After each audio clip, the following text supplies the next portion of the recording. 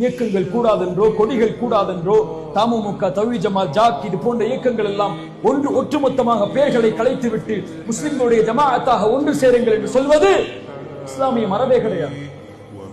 அன்சாரிகளை ரசூலுல்லாஹ் ஆதரித்திருக்கிறார்கள், அவுஸை ஆதரித்திருக்கிறார்கள், ஹஸ்ரஜை ஆதரித்திருக்கிறார்கள். அவர்களுக்கு என்று தனி கொடி இருந்தது, அவர்களுக்கு என்று தனி தலைவர்கள் இருந்தார்கள். அந்தந்த தலைவர்களுக்கு கீழ் அவர்களை பின்பற்றக்கூடிய மக்கள் இருந்தார்கள். ரசூலுல்லாஹ் அதை ஏற்றுக்கொண்டார்கள். அவர் ஆலோசனை கேட்கும் போது முஹாஜிர்களை என்ன சொல்கிறீர்கள், அன்சாரிகளை என்ன சொல்கிறீர்கள், அவுஸை என்ன சொல்கிறீர்கள், இந்த கோத்திரத்தார்களை என்ன சொல்கிறீர்கள், பனு குறைதாவா உங்களின் தலைவர் யார், அவர் சொன்னால் நீங்கள் ஏற்றுக்கொள்வீர்களா என்று அல்லாஹ்வுடைய தூதர் முஸ்லிம்களுடைய தலைமைத்துவத்தை அங்கீகரித்தார்கள். ஆனால் பிரிவை அல்ல. ஒரே போராட்டம், ஒவ்வொரு நாளும் ஒவ்வொரு இயக்கங்கள், ஒரே குரல், ஒவ்வொரு நாளும் ஒவ்வொரு கொடி. இது ரசூலின் சமூகமா? இது இயக்கத்தின் தலைமையா?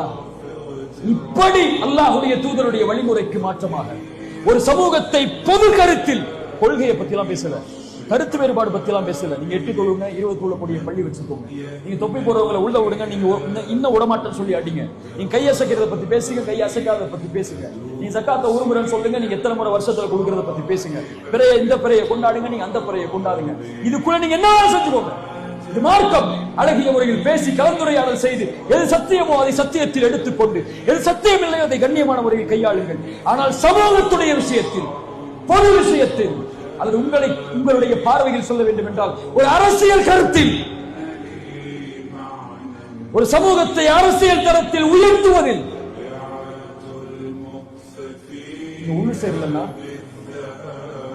மக்களை ஏமாற்றுகிறீர்கள். மக்களை ஏமாற்றுகிறீர்கள். ரொம்ப நாளைக்கு படிக்க